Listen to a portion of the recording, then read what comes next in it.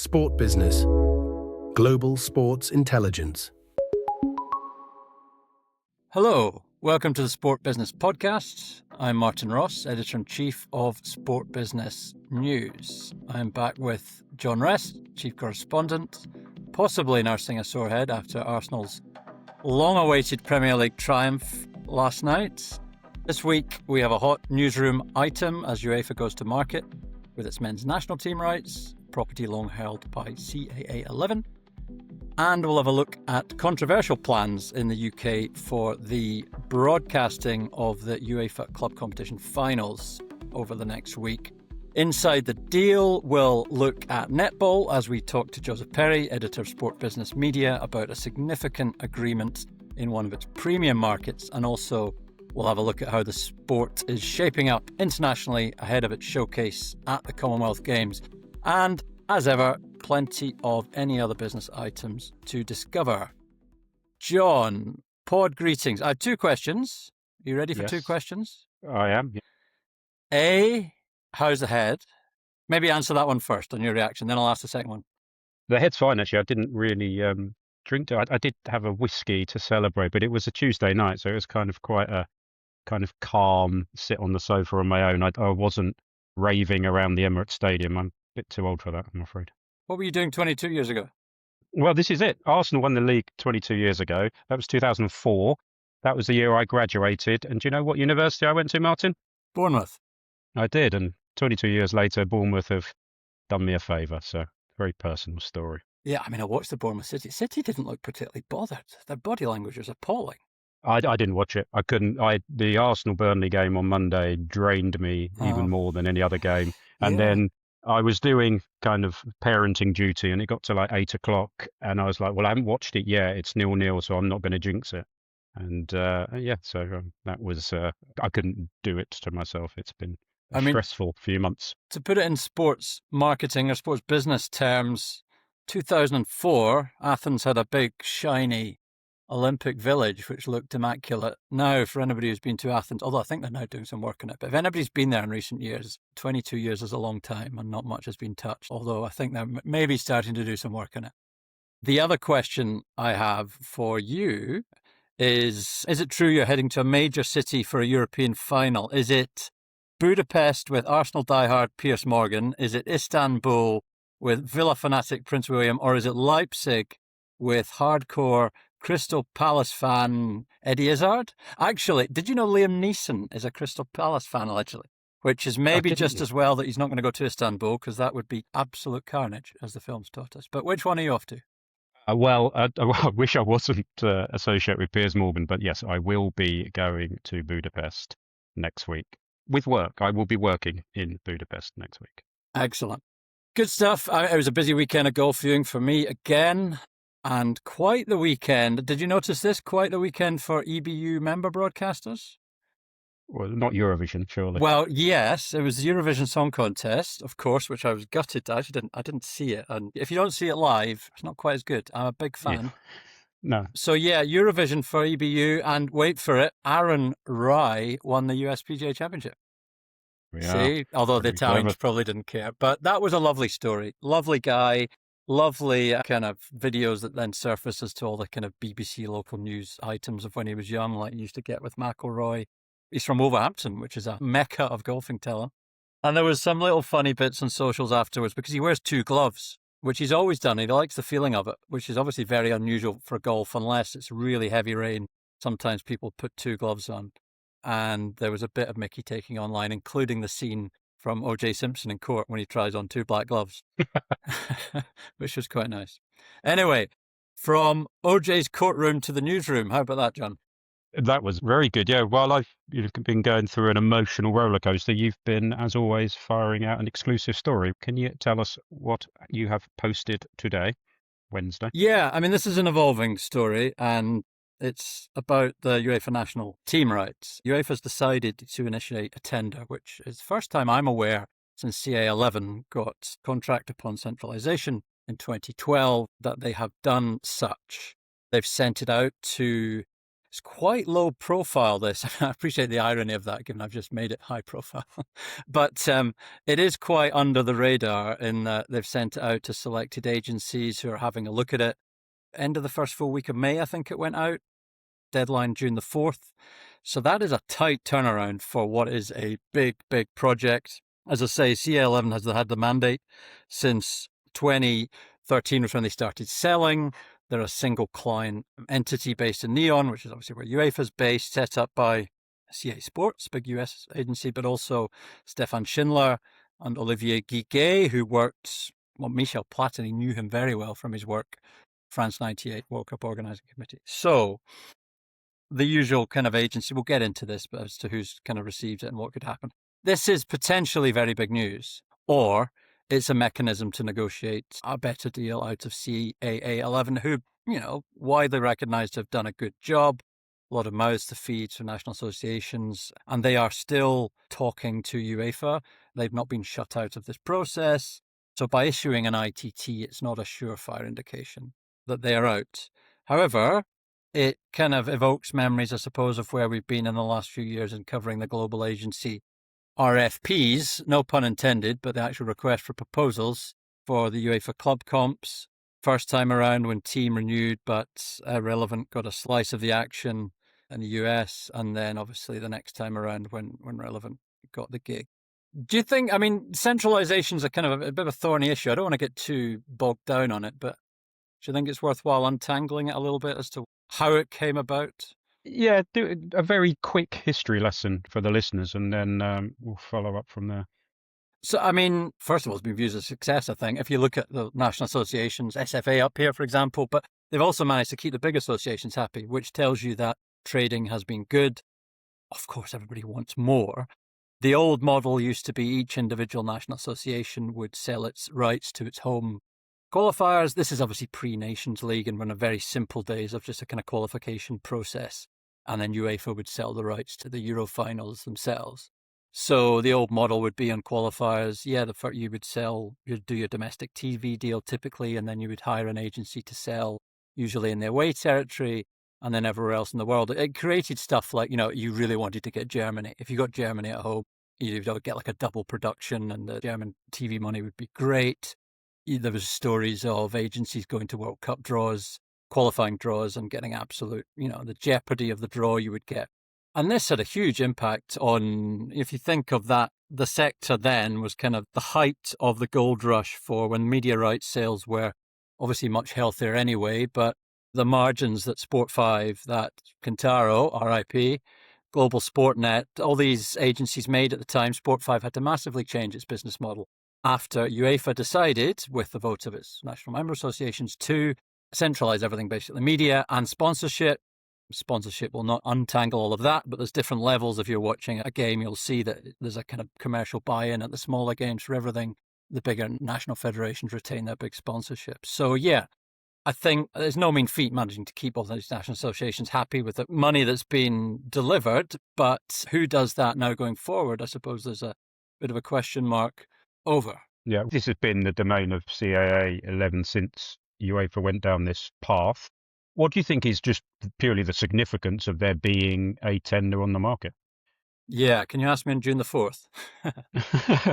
I think it is significant. I think, well, part of it, you could say it's good due diligence. Last time around, there was negotiations. I think at the end of 2019 that UEFA just negotiated a new agreement with CAA 11, and then they started selling for the new mandate. The way it used to work with Team was that if Team hit certain targets, then the renewal would kick in on the agency side. Then we started to see, obviously, the tender processes that were launched for that and the massive change that has happened there.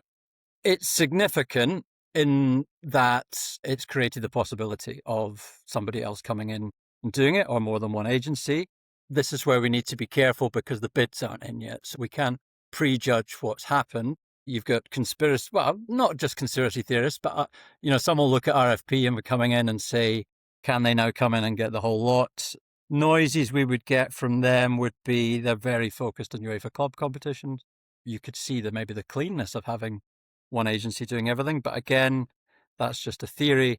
I think the significance among IMG, among Infront, among Sport5, who will all have received it, I'm sure, is that this is a hell of an undertaking.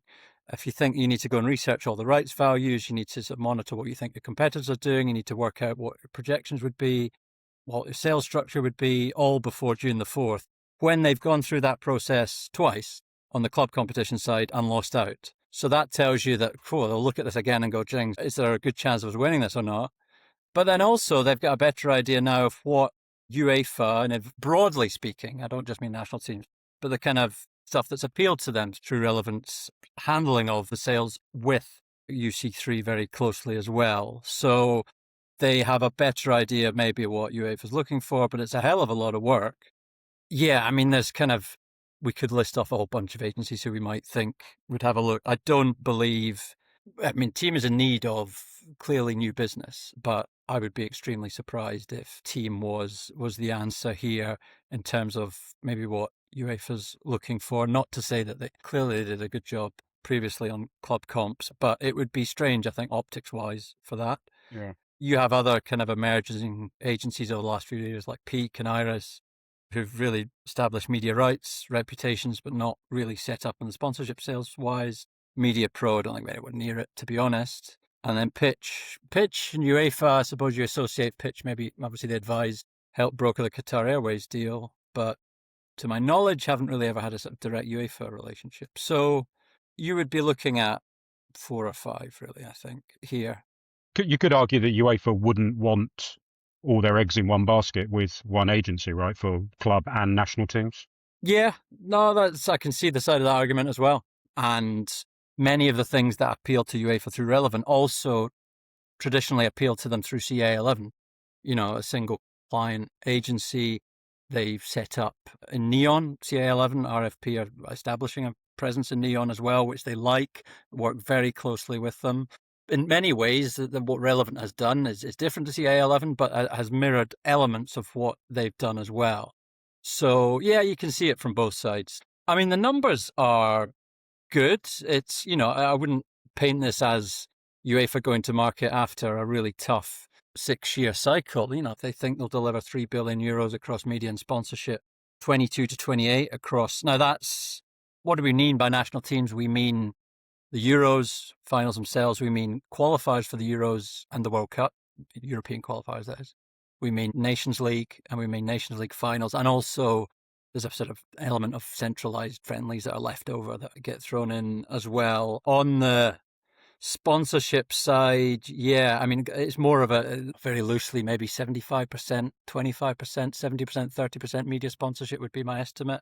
The figures that we did, and I will put a link in the notes, SportBusiness Sponsorship did a piece at the time of Euro 2024 when I was gallivanting around in my kilt before getting hammered by Germany, that they were expecting at the time sponsorship revenue of up to 920 million euros across the 6-year period, 22 to 28.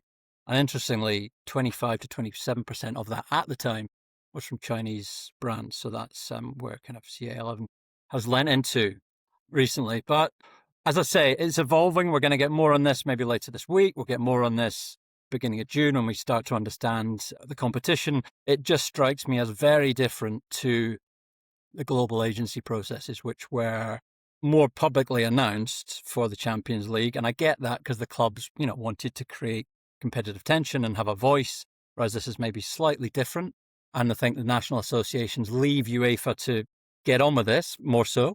But there's been a stark contrast between communication of this versus communication of any agency competition for club competitions.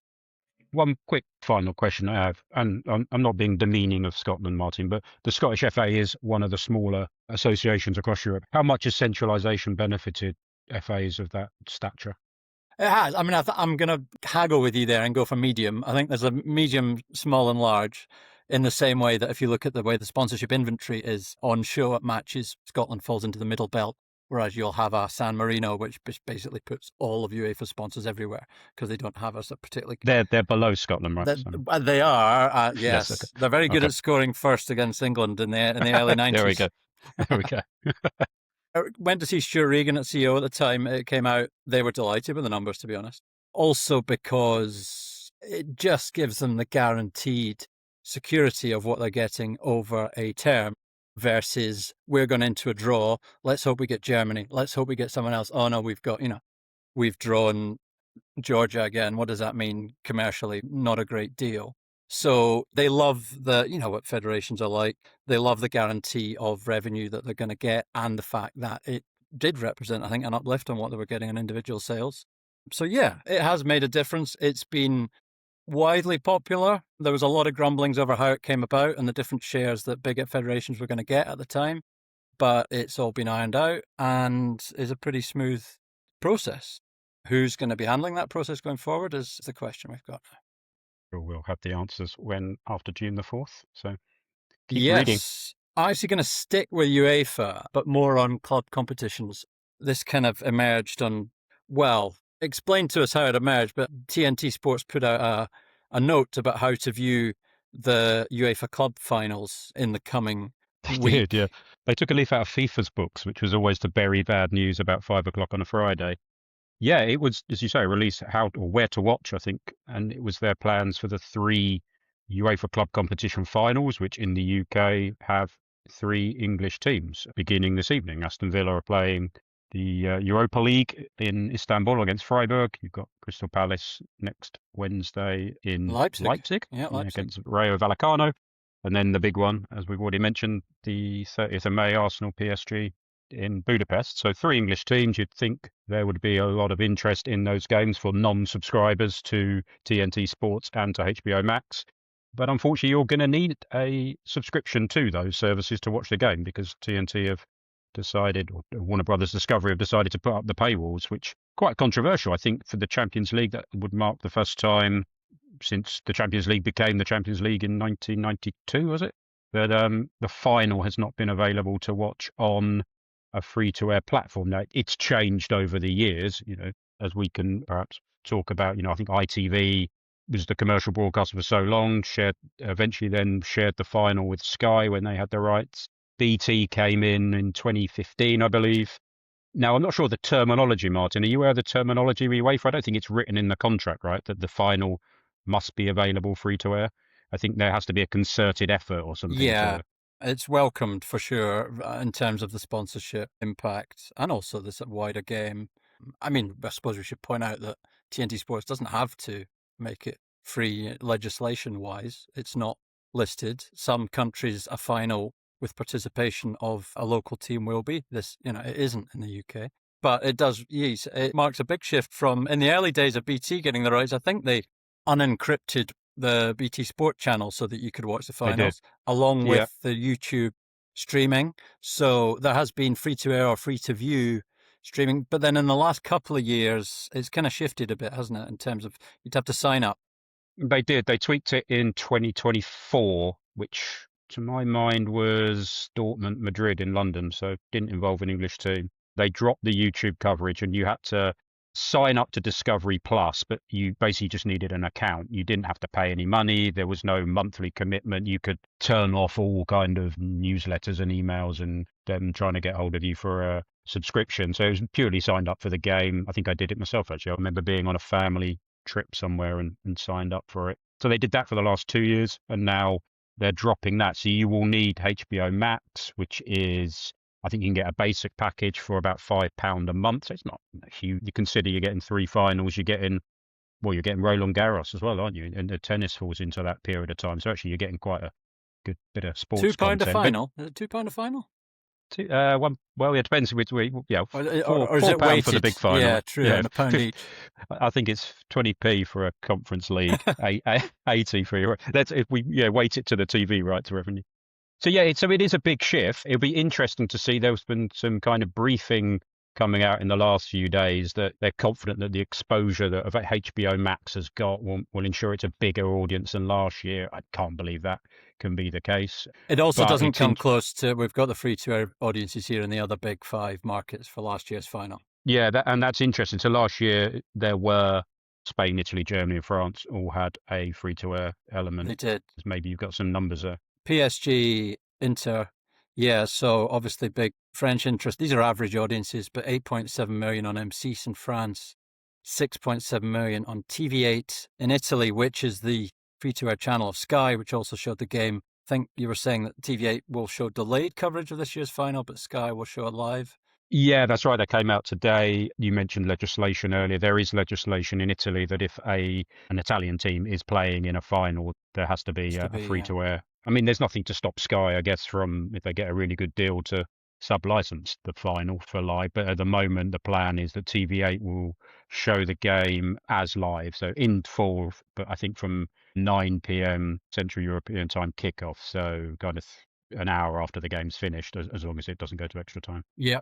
And then the others was ZDF was 6.2 in Germany and TV. Spain is always so reliant upon, whether Spanish teams are involved. They only got 2.6. But anyway, to me, it feels like it's almost kind of replication of the Olympic strategy, isn't it? Get loads of people in, huge, big peak, keep some of them on. A lot will cancel after 30 days or however long. I don't know if you can get a free trial. I've not seen a free trial option. I don't think so. No, everything I've seen seems to be committed to that. It'd be interesting to see the MC's number. That was not as high as people thought it would have been, but it was a bit of a washout, wasn't it? I mean, it was a blowout, should we say? It was like 5-0, wasn't it, against Inter? I'm hoping it's not going to be the same this time. So no, and obviously Canal Plus had showed it as well, so the French audience there was pretty good. Thank you, John. We're going to move from courting controversy with the Champions League broadcast in the UK to courting broadcast interest for netball. Joseph Perry will be with us very shortly. From private equity to global media and US college sports, unlock the most trusted data and insights in our reports. Explore more at sportbusiness.com. We are now joined by Joe Perry, editor of Sport Business Media, for Inside the Deal. But first off the bat, Joe, football, what have you been watching? Your team are comfortably safe, but unfortunately will not be in Istanbul tonight. No, they won't be, as I'm sure you're aware. As you know, Martin, John and I are going to Budapest next week on what will no doubt be a plane full of Arsenal fans. So for my own safety, I should probably congratulate them on their title success. And I know lots of our colleagues, John included, and also some of our regular listeners are Arsenal fans. So I think they deserve it after what we've had to endure for the last couple of seasons. And what we've had to endure for the last few months on socials. Let's talk about a diamond story that you posted this week. Netball Australia have done a deal with Nine Entertainment, big media rights deal, a free-to-air deal.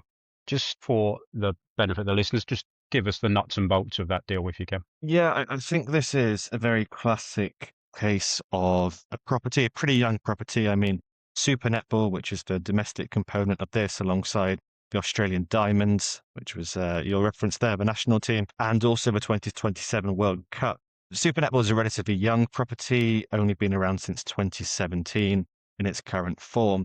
And what happened was it built up a bit of an audience on free-to-air with Nine, especially around the pandemic, posting some pretty good TV numbers, certainly for the finals at least. And that led pay TV to take an interest. And in 2022, Foxtel came in, the pay TV operator now owned by DAZN, with a bid of 35 million Australian dollars over 5 years, so about $7 million a year. In other currencies, 25 million US, or about 19 million pounds. So they took that money and subsequently lost some eyeballs, particularly in the first season. It's a slightly difficult comparison because we're comparing the tail end of COVID versus restrictions being lifted. The metrics are slightly different from free-to-air to pay TV. But at face value, they lost about 77% of grand final viewership. So as a young property, they'd taken the money but lost eyeballs. And this time around, they were very keen to get the best of both worlds. They went to market middle of last year, a process that was being led by Steph Beltram and also John Markard, names in the Australian media rights industry. And it was a pretty slow process to begin with. That's, I think, just because there was a lot going on in Australia at the time. There was mergers and acquisitions, there were other rights on the table. But it gathered steam in the new year. And then in March, I understand, Nine came to the table with an offer that was too good to refuse, at financial terms only slightly less than the Foxtel deal, but promising lots of free-to-air exposure. So every single Super Netball match, Diamonds match, 2027 World Cup match is going to be shown on one or more of Nine's free-to-air network, its free streaming service, or on the Stan Sport subscription platform. So from one deal, they're getting a combination of pay TV coverage or subscription streaming coverage in this case, and free-to-air exposure. And that means, but actually exposure's up, revenue's pretty stable. So I think a very good result for Netball Australia in this deal. I remember doing the story, I think it was November time, where Netball Australia put out this strategic review. It was a 10-year plan and, ahead of a new rights deal, and they specifically said that there was a free-to-air focus. That's kind of easier to say, but when it comes down to the numbers, if pay TV will often pay more, how important is it that they are kind of with one broadcaster that can offer them everything? You talked there about the production side of it, not just the live, but the storytelling. You've got a kind of whole ecosystem there, right? Yeah, I mean, the word that came up in discussions was efficient. And I think what's meant by that is it's a simple offer both for consumers, but also for Netball Australia sponsors, for advertisers. They know where it's going to be, and it's a lot easier to deal with one rights holder or one broadcaster than it is if it's scattered across various platforms or even an in-house streaming service. I think one of the proposals that was under consideration for a period of time at least was Foxtel keeping pay TV rights, but then ABC, the public broadcaster, coming in and showing some free-to-air games. And actually, the Nine offer was financially superior, but also it had that clarity, that simplicity. So that's really important for them. And, I think netball, as we'll come on to, it's a popular sport. It's well played, certainly among particularly good demographics. But it is still, despite being 100 years old in Australia next year, it is still commercially immature property. And I think it really helps when you have one point of contact, one place for consumers to go to. Joe, on the sort of up values, up downs, I mean, it appears to have apples to apples, and I'll point out that these are Granny Smith, crunchy Australian Granny Smith apples, appears to be down, but then also includes World Cup rights for the home World Cup in 2027. That wasn't the case last time around, was it? Yeah, so the World Cup, like other properties and other sports, what tends to happen is that the host country sells the domestic rights, and then another rights holder or agency will take charge of the international rights. For the last couple of World Cups, it was Sport5 who sold on a commission basis. So yes, they were able to bundle the 2027 World Cup, and I think what's significant about that is it's the first year of this new cycle. So it gives them a halo to advertise around, should bring in additional eyeballs that they can then convert, hopefully, into regular Super Netball viewers throughout the season. So that was really important. But actually, can we touch on it there? There is the cash value, and the cash value is only marginally down, we should say. But then also there's the production costs, which Nine will bear in full, which I'm told will actually equate to perhaps even more per season than the cash value. So that is not insignificant.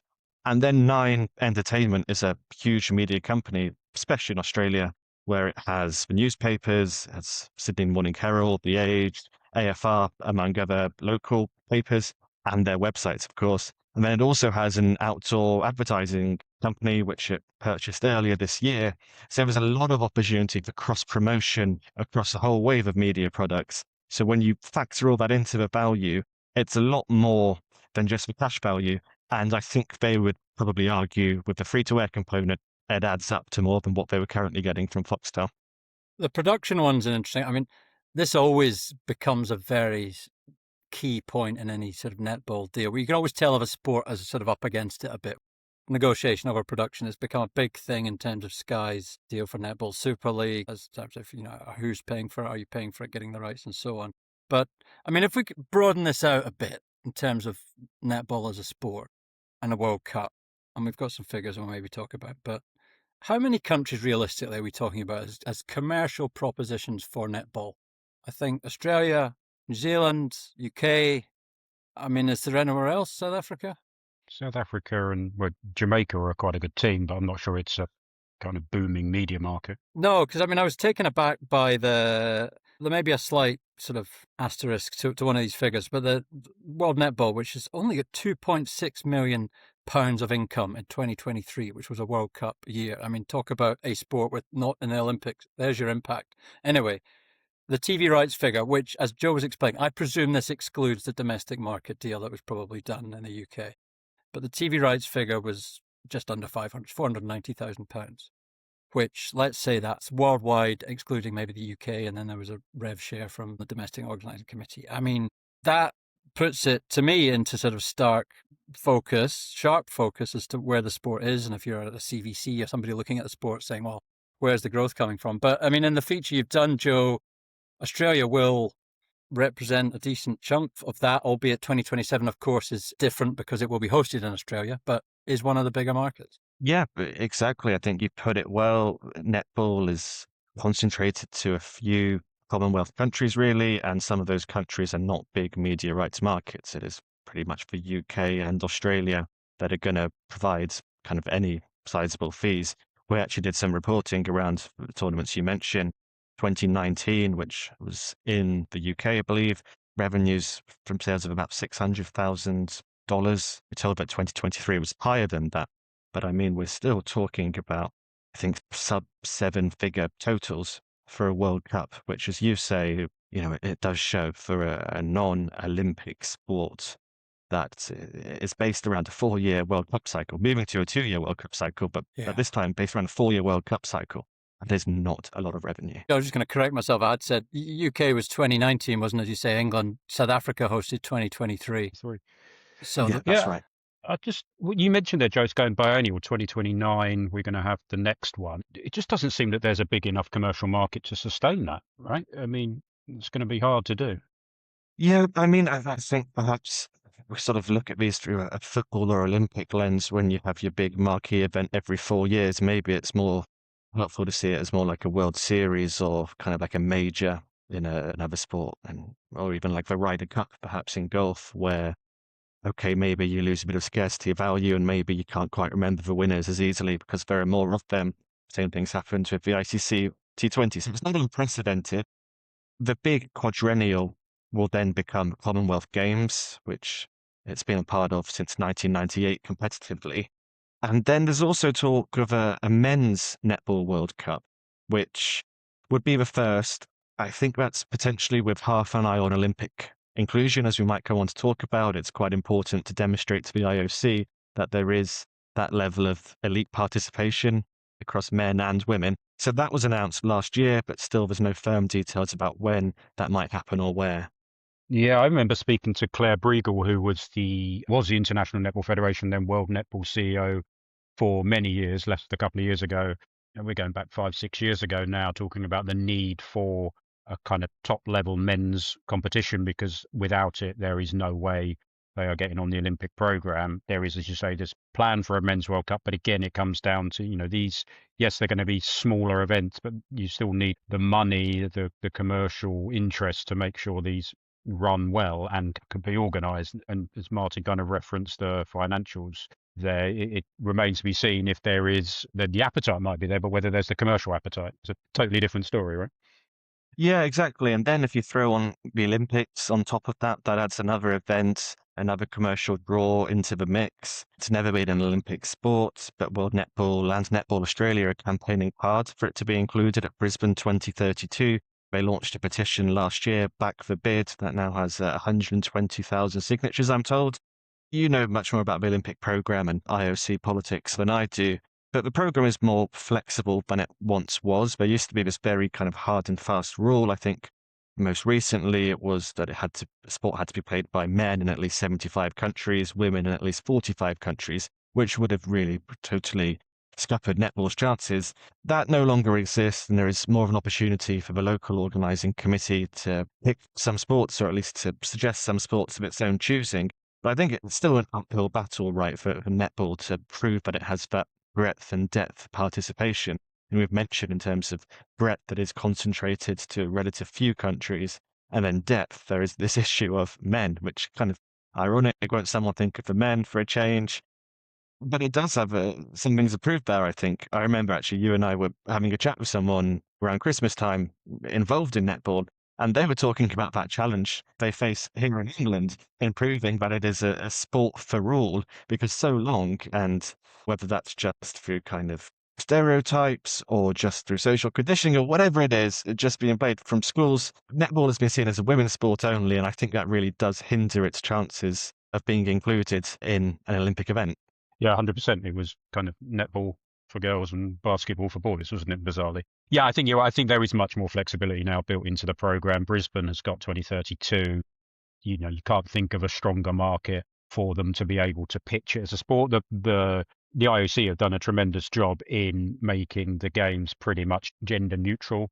So it's pretty much men and women is half and half with the athlete numbers now anyway. So it may well not be as big as an issue as it was in the past, but you try and get on the Olympic program. We've talked here on this pod a few weeks ago about paddle trying to be on. We know cricket will probably come again for then. And Martin and I were talking about professional life saving or the other. So that may even make an Olympic sport. Yeah, I think there's going to be a lot of competition for it, whether that is an aspiration. They were trying to talk about launching a Fast Five series, which they put on ice a while ago, World Netball. The aim of that, similar to in a way to like a rugby sevens, trying to get broadening of where you can play this sport, making it more accessible to countries where, that don't have either the facilities or the number of players to play. So they are trying, but as you say, when they don't have a kind of deep pool of resources, you have to prioritise. And I think that's going to be their issue. But certainly your excellent reporting has seen that Netball Australia themselves are in pretty decent shape, finally. In good shape. I think the league has had its ups and downs over the years that it's been around, getting on for 10 years now. There are some teams that have withdrawn. Those were teams that were linked to NRL and AFL franchises.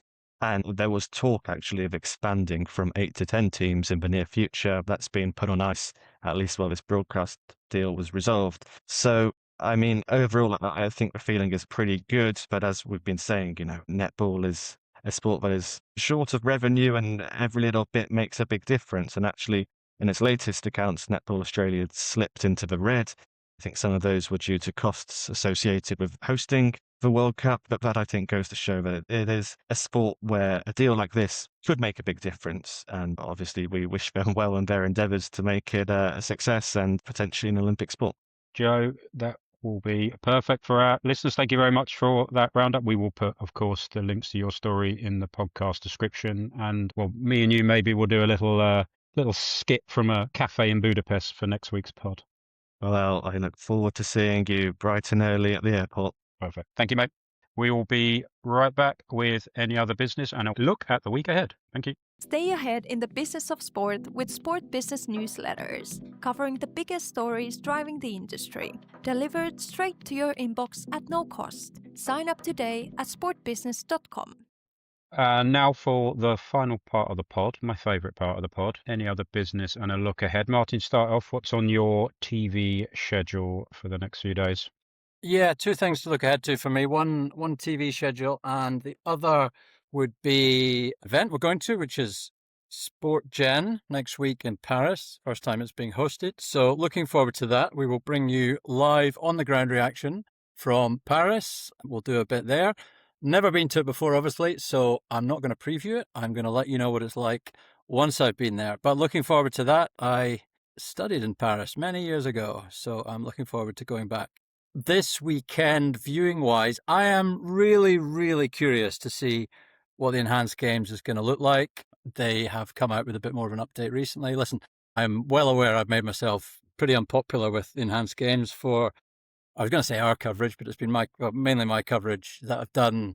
I take the blame in their eyes, but I also stand by absolutely everything we've written and that we've said on the podcast. The update that they've come out with, sponsorship-wise and media-wise, I think, we said that the media rights weren't being paid for and that, we thought one or two platforms might come in. They have, with Roku, a couple of others. I think there's possibly a European one. Sponsorship sites, yeah. Hyperice has come in, which, a fairly well-known, recognised sort of traditional vertical sports sponsor. So all credit there for sure. The other ones, Cali Water, Frame Fitness, Resolve AI, Rumble, Zoop. Yeah, we said that, major traditional sports sponsors, blue chip brands have been hesitant. They have been hesitant, and that's been borne out by the list there. But I'm really fascinated to see what it looks like. We're going to go at it with an open mind, and we will report at it thereafter. And we will continue to do it with a critical eye, but give credit where credit's due. Nothing has happened in the lead up to Enhanced Games to dissuade me from feeling that this will live and die by the number of products and supplements that they sell online, which is very hard to get a grasp over. But the commercial traction is kind of where I thought they would be. Yeah, it'd be interesting to see what kind of pickup it gets from the general public as well. I don't know. Yeah, that's the thing. I mean, the list of accredited media is really strong. I think, as you would expect, news access interest is really high because of the controversy. Everybody wants to catch a glimpse of it, but that's one thing. The other thing is whether it's developed as a new startup, a strong enough commercial program. That's the bit I would argue. John, what about yourself? What have you got coming up? We've mentioned it enough times now. Joe and myself will be in Budapest. If any listeners are also there, we'll be keen to buy you a coffee. We're looking to meet with the great and good of the European football world and the commercial world, so we'll be there. We also have, showing how international we are, Martin, you're in Paris, I'm in Budapest. Maria will be joining you in Paris, but she's actually on her way to Athens for EuroLeague Final Four this weekend, we've written so much about EuroLeague, NBA. I think it's a really critical time for European basketball. I was in Abu Dhabi last year where we were hearing the first waves of NBA interest in coming over to Europe. That has really firmed up now with multiple interest among franchises, over $1 billion we're hearing interest in the London franchise. So is there, how does EuroLeague compete with that? Do they it seems more like they're open to some kind of partnership with the NBA. So yeah, check out Maria's reporting on that. There's a lot of interest. So yeah, a couple of big events on the horizon for Sport Business editorial. Excellent. Right, let's shift the tone a bit. This has been a very serious look ahead in any other business. I'm going to give you another example of hyperbole, which a press release, we got this in 5 days ago. I genuinely don't want to be seen to keep having a go at DAZN's kind of announcements. It is part of their wider remit to bring in absolutely everything into the machine. So they cover lots of bases to get people, free registrations into the site. It's just perhaps the way that some of these are announced, I just find it tickles me a little bit. This one was DAZN brings the world of robot combat to fans worldwide with the NHRL World Championship Pro Tour. Initially, I thought this was like AI fighting robots. I don't know if you've seen the Chinese robots playing football and they all fall over. Malfunctioned, yeah.